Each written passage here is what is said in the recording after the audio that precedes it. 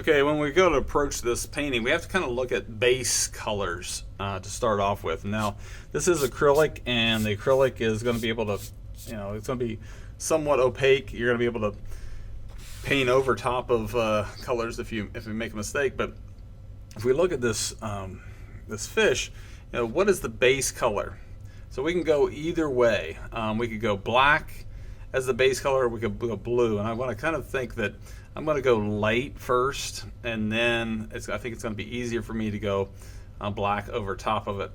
And so I think that just the paint's going to work better, as well as I think just design-wise. But if we look at this, I've got this lake blue, which is really a cerulean blue. The cerulean blue is a light kind of nice sky blue, but it's got a lot of white in it, and it's very opaque.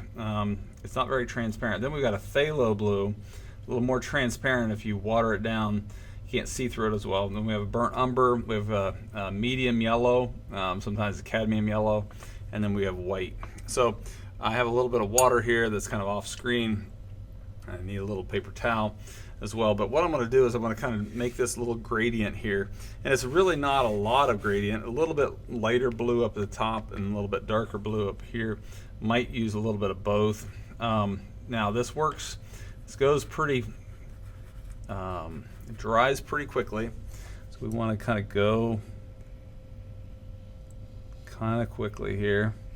And you can see, now here's one of the mistakes, is that it's darker right here than it is up here, and that's because I really didn't work this into my brush enough so that streakiness wasn't going to happen. And that kind of goes right on in.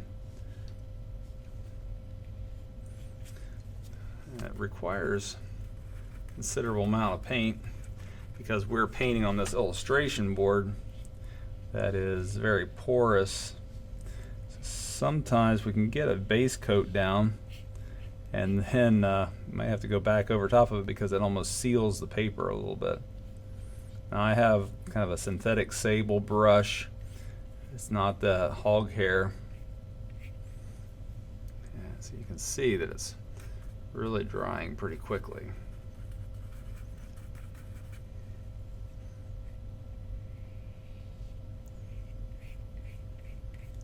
And so you can't always get exactly the color you want right straight out of the tube. Now I could switch brushes and get a smaller one. I'm just gonna, over here you can see the transparency of this paint because I can see my pencil lines through it. I'm going to try to kind of keep going with the flow of the fish here. I think it's going to work better if I keep my brush strokes horizontal as much as possible.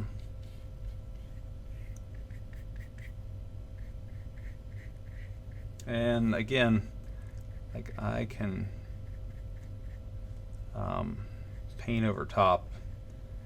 Like in this particular part, it's going to be more orange. I always want to kind of pull my brush, and there, should have worked it into the brush a little bit more. I want to pull my brush versus push it, like petting a cat backwards. They don't like it. You don't get very good results. So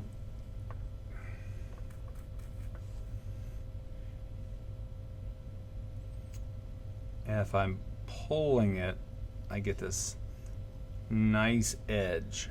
If I'm pushing it like this, then it's going to be much more difficult to get a nice edge right there. Now if you need to, I have mine taped down so that it stays in frame, but if you need to turn your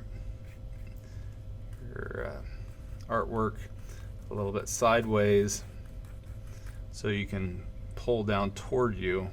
Always best to pull toward your body. You get a straighter line, but in this case, not really possible. I'm going to paint right over top of that one fin there. I want to go long strokes. If I have a few little brush strokes, it's not going to be a big problem because I'm going to have all this black work in here. Now, while it's reasonably wet, now notice that I keep bringing the white kind of and blue together over here, because if I just kind of take the blue and just dop it right on the white, the blue is really going to take over and overpower the white. The white, or the color, is much stronger. So I'm going to introduce a little bit of the phthalo blue, and I want to work kind of quickly. I'm going to darken this bottom up a little bit.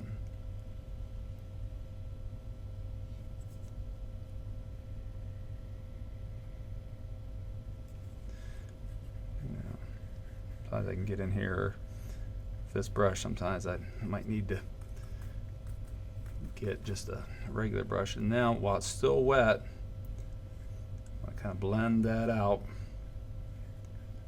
So I have this little gradient. The gradient is when it fades from one color to the next. But I have to work kind of quickly and long strokes.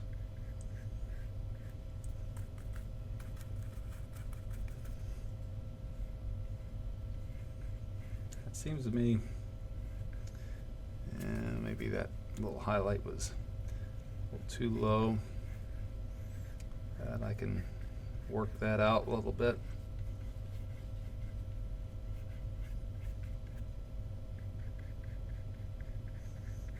Now, if I'm not mixing a bunch of other colors in there, I should be able to match it again. Now, right in here, we've got a little bit of yellow, so I'm going to clean out my brush a little bit. And the yellow is not going to be as powerful as the blue, so dry off my brush a little bit. I'm going to get a little bit of, and I'm going to kind of do a little bit of a watercolor technique here. I'm going to wet, keep it kind of wet. And then I'm putting something called a glaze on. And a glaze is that little thinner coating of paint. So it becomes more transparent, so you can kind of see through it. I've got kind of that same thing over here. I'm just going to put a little bit of yellow on here because I can come back later. You can see that that yellow is not very transparent at all. I mean, it is very transparent because you can see my pencil lines through it. I'm just going to kind of dry brush and let it come in here because I got to get a little bit of orange in there. Do the same thing here. Kind of the tips are a little bit more yellow.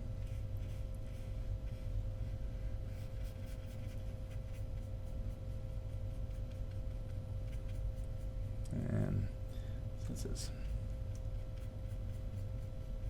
fade into another color, getting kind of thick on the edge there, and kind of just doing a little dry brush. I know I'm going to fade that out a little bit later on. And a little tiny bit here. Probably want to, you can see that the edge of that blue is just a little bit wet, so I might put a little bit of yellow in here just as a starter because we're going to get that to be orange a little bit. Okay.